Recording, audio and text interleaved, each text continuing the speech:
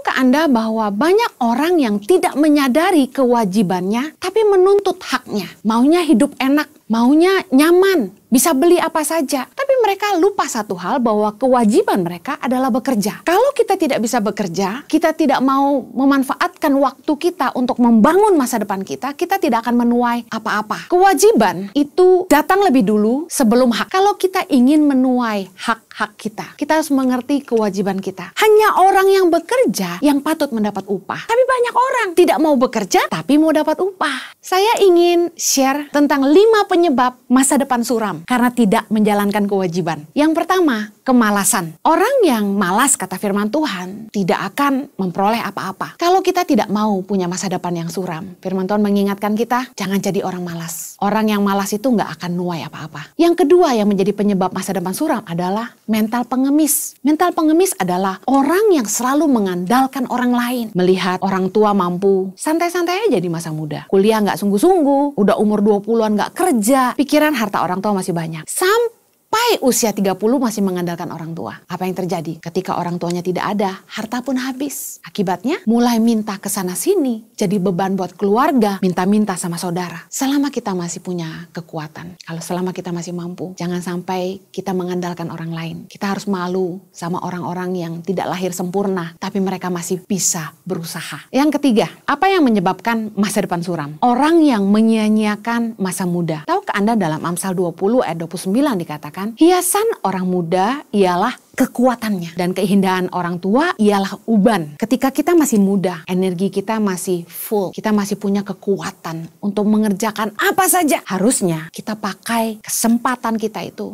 kita manfaatkan kekuatan yang kita miliki untuk mengerjakan sesuatu yang berguna di masa tua. Banyak anak muda yang sia-siakan kekuatannya untuk mengerjakan hal-hal yang gak perlu. Mumpung masih muda, harusnya anak muda berani ambil resiko. Yang keempat, apa yang menyebabkan masa depan suram adalah kebiasaan atau tabiat buruk. Well, mau kerja dimanapun, sepintar apapun, apapun digrimu, seberapa banyak pun hartamu, setinggi apapun jabatanmu, semua tabiat buruk dan kebiasaan burukmu akan menghancurkanmu. Bukannya Tuhan gak sanggup tolong kita, tapi kalau kita gak bisa menang atas kelemahan diri kita sendiri, kita gak akan bangun apa-apa. Yang terakhir, penyebab masa depan suram adalah akibat karena memilih pergaulan dan pasangan hidup yang salah. Pilihan kita dalam menentukan siapa yang menjadi pendamping hidup kita merupakan keputusan yang sangat besar yang akan menentukan masa depan kita. Maaf kalau boleh bilang, hari ini pasti banyak orang yang menyesal dengan keputusan mereka menikah dengan pasangan yang salah. Tapi saya mau bilang begini, bagi Anda yang masih punya kesempatan untuk membangun masa depanmu dengan orang yang tepat, jangan sembarangan pilih jodoh hanya karena Anda jomblo. Banyak anak muda yang dikejar sama orang tuanya, tuntutan status, harus punya pacar, harus menikah, usia berapa. Lebih baik terlambat asal selamat, karena pernikahan itu nggak cuma 1 malam. Pernikahan itu seumur hidup. Menikah dengan orang yang salah akan membawa Anda ke tempat yang salah. Orang yang nggak ngerti kewajibannya tidak akan bisa menuntut haknya. Mari kita berdoa. Kami mengucap syukur ya Abah untuk anugerah-Mu kalau kami boleh dipelihara Tuhan sampai hari ini. Berikanlah roh hikmat dan wahyu supaya firman-Mu bisa kami pahami dan bisa kami hidupi. Tolong hamba-Mu Tuhan, karena sungguh tanpa Engkau hamba tidak mampu. Hanya Kristus yang selalu dipermuliakan dalam hidup kami. Hanya dalam nama Yesus kami berdoa. Amen. Hari ini saya akan menyampaikan firman Tuhan dengan judul Obligations and Rights. Sebelumnya saya ingin membahas bahwa tujuan Tuhan menciptakan manusia adalah untuk bekerja. Tahukah Anda dalam Kejadian 2 ayat 19, ketika Tuhan pertama kali menciptakan manusia, Adam yang pertama, Tuhan langsung membawa Adam untuk memberi nama setiap ciptaan Tuhan. Jadi tugas pertama yang Adam lakukan adalah memberi nama kepada semua hewan, tumbuh-tumbuhan, dan semua makhluk ciptaan Tuhan. Dan kita harus tahu bahwa Tuhan tidak ciptakan kita hanya untuk nganggur-nganggur, tidur-tidur aja. Tapi Tuhan punya rencana buat hidup setiap kita. Dalam Efesus 2 ayat yang ke-10 dikatakan begini, karena kita ini buatan Allah, diciptakan dalam Kristus Yesus untuk melakukan pekerjaan baik yang dipersiapkan Allah sebelumnya. Ia mau supaya kita hidup di dalamnya. Jelas sekali ayat ini menjelaskan bahwa Tuhan ingin kita melakukan pekerjaan baik yang Tuhan persiapkan sebelumnya untuk kita. Apa maksudnya? Setiap kita lahir dengan tujuan Tuhan dalam hidup kita. untuk melakukan sebuah karya, sebuah pekerjaan baik. Tuhan sudah punya rencana untuk setiap kita dan kehendak Tuhan cuma satu, Tuhan mau kita menghidupi itu. Nah, setiap kita lahir ke dunia ini dengan benih yaitu keahlian, kemampuan untuk menghidupi diri kita masing-masing. Tuhan tahu di dunia ini kita butuh penghidupan. Oleh karena itu kita lahir dengan keahlian. Sehingga dengan keahlian itu kita bisa bertahan hidup. Tuhan itu menanam keahlian dalam hati kita. Ada berupa passion. Yaitu ketika kita menemukan sesuatu yang kita ingin lakukan, kita punya semangat melakukannya. Di dalam Keluaran 31 ayat yang ke-1 dikatakan, berfirmanlah Tuhan kepada Musa, lihat telah kutunjuk Bezaleel bin Uri bin Hur dari suku Yehuda, dan telah kupenuhi dia dengan roh Allah, dengan keahlian dan pengertian dan pengetahuan dalam segala macam pekerjaan. Dan juga dikatakan dalam ayat yang ke-6, juga aku telah menetapkan di sampingnya Aholiab bin Ahisamak dari suku Dan, dalam hati setiap orang ahli telah kuberikan keahlian. Tuhan itu ternyata menanam keahlian itu di dalam hati kita, bukan di dalam otak kita. Kalau kita kuliah, kita sekolah, semua teori, semua pelajaran yang kita bisa pelajari, semua itu masuk di dalam otak kita. Tetapi semangat untuk mengerjakan pekerjaan kita, bahkan ide-ide, kekreativitasan, kepandaian untuk melakukannya, itu keluarnya dari hati. Saya kasih contoh. Banyak orang yang kuliah jadi guru. Tapi berapa banyak guru yang sungguh-sungguh pandai mengajar? Karena keahlian itu ditanamkan dalam hati. Saya percaya bahwa setiap orang itu lahir dengan keahlian dari Tuhan, supaya kita bisa menghidupi hidup kita. Tahukah Anda bahwa banyak orang yang tidak menyadari kewajibannya, tapi menuntut haknya. Maunya hidup enak, maunya nyaman, bisa beli apa saja. Tapi mereka lupa satu hal, bahwa kewajiban mereka adalah bekerja. Kalau kita tidak bisa bekerja, kita tidak mau memanfaatkan waktu kita untuk membangun masa depan kita, kita tidak akan menuai apa-apa. Orang yang mau berkeluarga harus bekerja supaya bisa mencukupi kebutuhan rumah tangganya. Karena kita tahu bahwa nikah tidak hanya pakai cinta. Banyak masalah dalam rumah tangga yang muaranya cuma satu, yaitu uang. Kebutuhan rumah tangga yang tidak terpenuhi dan gagalnya suami dalam berfungsi mengakibatkan banyak permasalahan dalam rumah tangga. Rata-rata perceraian cuma terjadi ujung-ujungnya karena apa? Karena uang. Saya ingin memberikan contoh hak dan kewajiban. Di dalam keluarga, orang tua punya kewajiban untuk mengasihi anak-anak mereka, merawat anak-anak mereka, mendidik, menyekolahkan mereka. Orang tua punya kewajiban untuk bekerja menafkahi keluarganya. Bukan sebaliknya, bukan anak-anak yang harus bekerja untuk orang tuanya. Dalam 2 Korintus 12 ayat 14b dikatakan, karena bukan anak-anak yang harus mengumpulkan harta untuk orang tuanya, melainkan orang tualah untuk anak-anaknya. Di NTT saya temukan banyak anak-anak yang justru harus bekerja untuk menafkahi orang tuanya. Ironis sekali. Tahukah Anda, Amsal 13 ayat 22 berkata, orang baik meninggalkan warisan bagi anak cucu. Tapi herannya, justru di masa tua, orang tua malah berusaha anaknya yang harus bisa menghidupi dia, bukannya orang tua yang meninggalkan warisan buat anak-anaknya. Tidak sedikit yang malah meninggalkan hutang. Apa kewajiban anak-anak? Tentu kewajiban anak-anak bagi orang tua adalah menghormati dan mengasihi orang tua mereka. Kewajiban anak-anak yang sudah dikasihi, sudah dipelihara, diberi makan, disekolahkan oleh orang tua mereka adalah sekolah dengan sungguh-sungguh. Mengerti prioritas. Belajar dulu baru main game. Bukannya main game baru belajar. Mengerti bahwa di dalam masa mudanya dia harus membuat keputusan-keputusan yang benar. Seperti memilih teman yang tepat. Menggunakan masa muda mereka dengan baik. Patuh atau taat pada orang tua. Banyak anak-anak yang memiliki orang tua yang baik, yang sudah mencukupi semua kebutuhan mereka. tapi tetap tidak tahu berterima kasih kepada orang tuanya. Kewajiban orang tua mengasihi, mendidik, membesarkan, menyekolahkan anak-anak. Sebaliknya kewajiban anak-anak mengasihi, menghormati, dan taat kepada orang tua. Belajar sungguh-sungguh. Nah, apa yang terjadi ketika orang tua dan anak tidak menjalankan kewajiban mereka tapi menuntut haknya? Anak minta dimengerti. Minta semua keinginannya dituruti.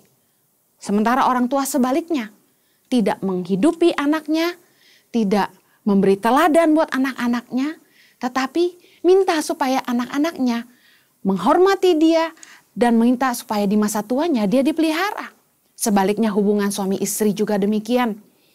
Kalau kita mengerti kewajiban kita sebagai kepala keluarga, kita mengerti kewajiban kita sebagai istri, kita mengerti kewajiban kita sebagai suami, baru kemudian kita boleh menuntut hak kita.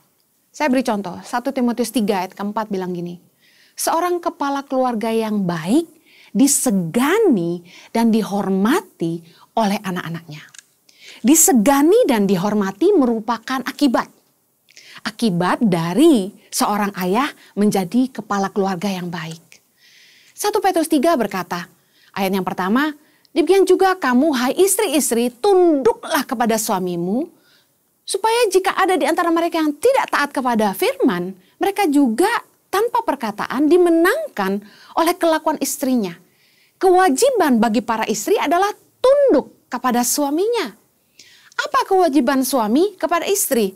Ayat yang ketujuh, 1 Petrus 3 berkata begini, demikian juga kamu, hai suami-suami, hiduplah bijaksana dengan istrimu sebagai kaum yang lebih lemah.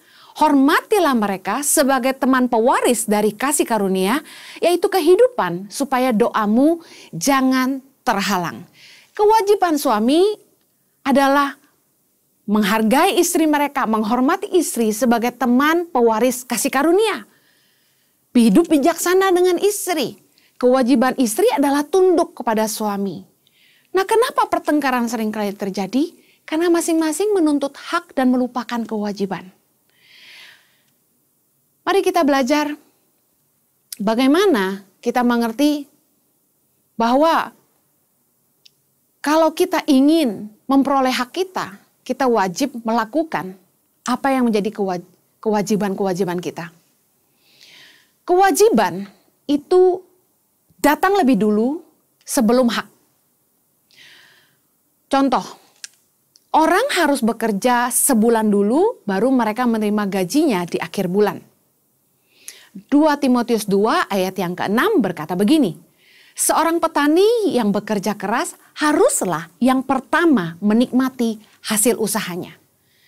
Seorang petani tidak akan menikmati hasil usahanya kalau dia tidak menanam apa-apa sebelumnya. Kalau kita ingin menuai hak-hak kita, kita harus mengerti kewajiban kita. Lukas 10 ayat yang ke-7 berkata, sebab seorang pekerja patut mendapat upahnya. Hanya orang yang bekerja yang patut mendapat upah. Tapi banyak orang tidak mau bekerja tapi mau dapat upah. Saya ingin share tentang 5 penyebab masa depan suram karena tidak menjalankan kewajiban.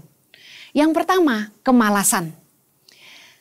Tidak bekerja dengan sungguh-sungguh, tidak excellent dengan pekerjaan, malas, buang waktu sia-sia. Yang kedua, penyebab masa depan suram adalah mental pengemis. Selalu bergantung sama orang lain, maunya minta-minta, ngandelin saudara. Yang ketiga, menyia-nyiakan masa muda. Yang keempat, penyebab masa depan suram adalah kebiasaan atau tabiat buruk. Yang kelima, memilih pergaulan atau pasangan hidup yang salah. Di sepanjang hidup saya memperhatikan anggota-anggota keluarga yang hidupnya susah sekali. Saya coba menyelami kenapa orang miskin. Apa yang menyebabkan orang memiliki masa depan yang suram. 5 hal ini merupakan penyebab terbanyak yang saya temukan. Yang pertama, kemalasan. Yang kedua, mental pengemis. Yang ketiga, menyia-nyiakan masa muda. Yang keempat, kebiasaan atau tabiat buruk. Dan yang kelima, karena memilih pergaulan atau pasangan hidup yang salah. Saya ingin bahas tentang kemalasan. Orang yang malas, kata firman Tuhan, tidak akan memperoleh apa-apa. Amsal 20 ayat yang keempat berkata begini, pada musim dingin si pemalas tidak membajak. Jikalau ia mencari pada musim menuai maka dia tidak dapat apa-apa. Orang yang gak ngerti kewajibannya tidak akan bisa menuntut haknya. Amsal 13 ayat yang keempat, hati si pemalas penuh keinginan, tapi sia-sia. Sedangkan hati orang rajin diberi kelimpahan. Uang gak jatuh dari atas pohon. Kita harus bekerja keras. Kita harus mengumpulkan. Kita harus pandai mengelola keuangan. Kita harus tekun bekerja. Kalau Anda bilang, capek kah ini kerja terus? Kerja apapun gak ada yang gak capek. Semua pekerjaan melelahkan. Tapi bukankah karena kita lelah, kita bisa istirahat dengan baik di malam hari? Kalau Anda habis olahraga, Anda capek sekali, saya yakin Anda jadi bisa tidur nyenyak. Kalau kita tidak mau punya masa depan yang suram, firman Tuhan mengingatkan kita, jangan jadi orang malas. Orang yang malas itu gak akan nuai apa-apa.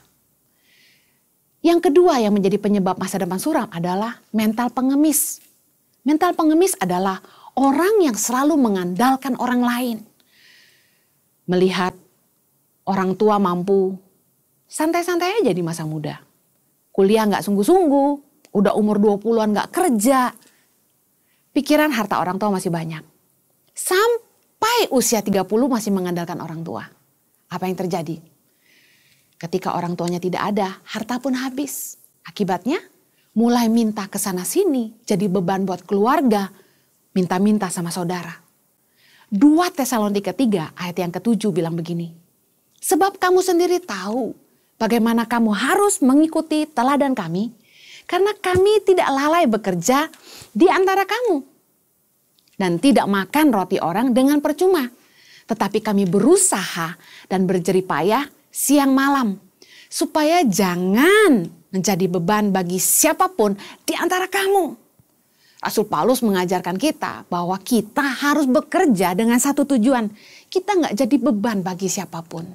Saya punya 3 prinsip yang salah satunya adalah tidak boleh jadi beban bagi seorang pun. Jangan punya mental pengemis. Kalau kita ketemu dengan orang yang lebih kaya dari kita, orang yang lebih diberkati daripada kita secara keuangan, jangan langsung punya mentalitas, saya bisa dapat apa dari dia? Haji mumpung, gak mau rugi. Dengar baik, itu mental pengemis. Selama kita masih punya kekuatan, kalau selama kita masih mampu, jangan sampai kita mengandalkan orang lain. Kita harus malu sama orang-orang yang tidak lahir sempurna, tapi mereka masih bisa berusaha. Yang ketiga, apa yang menyebabkan masa depan suram? Orang yang menyia-nyiakan masa muda. Tahukah Anda dalam Amsal 20 ayat 29 dikatakan, hiasan orang muda ialah kekuatannya. Dan keindahan orang tua ialah uban. Well, orang tua harus tahu bahwa keindahan orang tua adalah uban. Tetapi yang menjadi hiasan orang muda adalah kekuatan. Sadarkah Anda bahwa ketika umur kita semakin bertambah, waktu jalan terus, kekuatan kita tidak ikut bertambah. Justru ketika usia kita bertambah, kekuatan kita melemah. Ketika kita masih muda, energi kita masih full. Kita masih punya kekuatan untuk mengerjakan apa saja. Harusnya kita pakai kesempatan kita itu, kita manfaatkan kekuatan yang kita miliki untuk mengerjakan sesuatu yang berguna di masa tua. Banyak anak muda yang menyia-nyiakan masa muda mereka. Hidup foya-foya, terus glamor pesta, pacaran sana sini, tebar pesona. Padahal masa tua itu membutuhkan kekuatanmu untuk bekerja keras. Mazmur 90 ayat 12 berkata begini, ajarlah kami menghitung hari-hari kami sedemikian, sehingga kami beroleh hati yang bijaksana. Anak muda yang berpikir bahwa masa depan masih panjang, jadi nggak bijak sama hidupnya. Apa yang terjadi ketika anak muda berpikir, masa depan saya masih panjang. Mereka akan pacaran ganti-ganti terus. Mereka akan kuliah nggak selesai-selesai. Mereka akan kerja pindah-pindah karena mereka pikir, saya masih muda.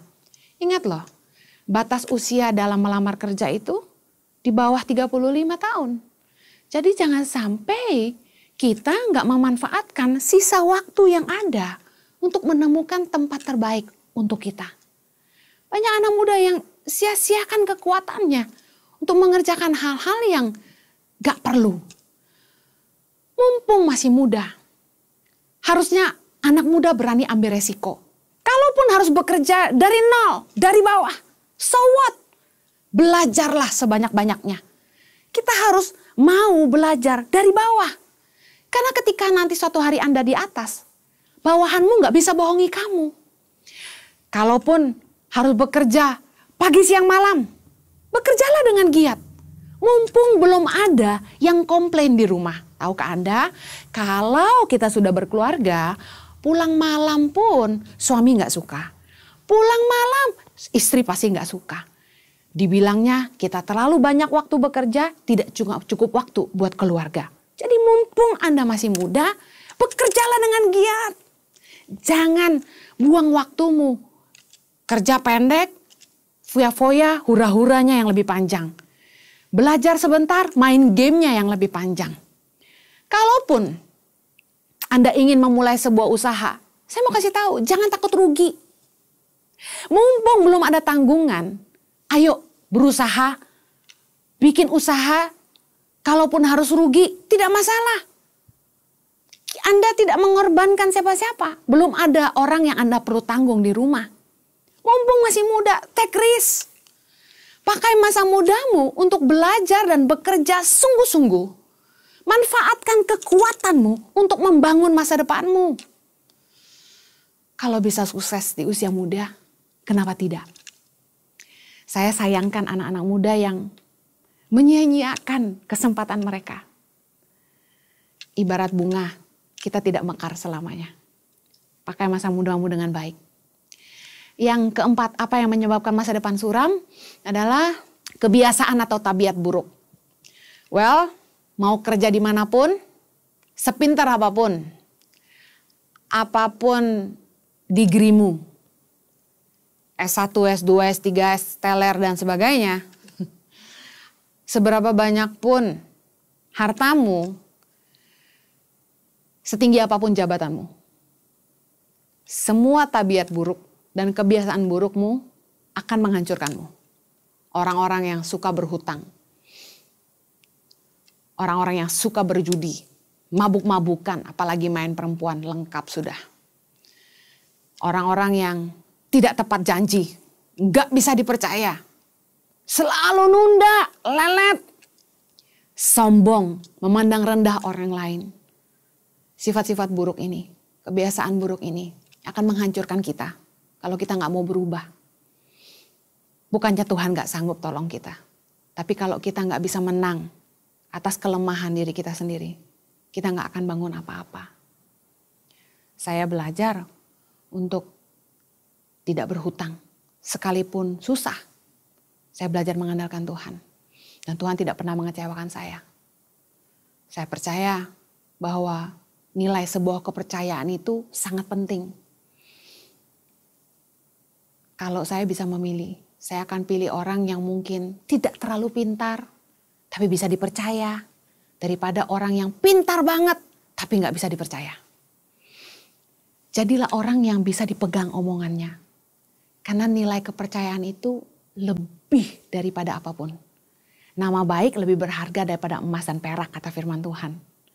Dan kita harus belajar dalam hidup ini, setinggi apapun jabatan kita, sebanyak apapun Tuhan memberkati kita, kita nggak boleh memandang rendah orang lain, kita nggak boleh sombong, kita nggak boleh berubah.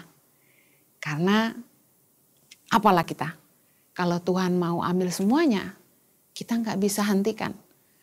Nasib kita di tangan Tuhan. Kalau orang mau sombong, saya cuma bilang gini, satu kali hembusan nafas Tuhan, kita sudah tidak ada. Kita cuma debu aja. Saya sudah menghadiri banyak pemakaman.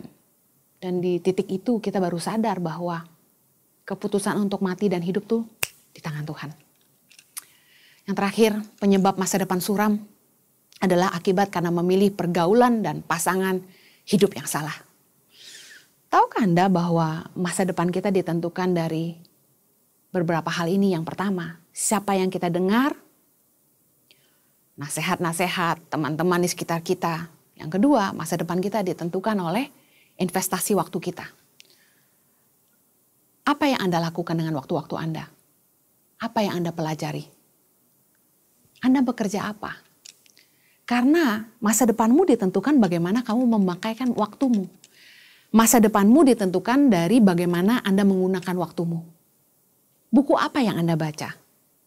Apa yang Anda kerjakan setiap hari akan menentukan ketajamanmu. Bagaimana kita menginvestasikan uang kita menjadi salah satu penentu juga. Masa depan kita mau bawa kemana?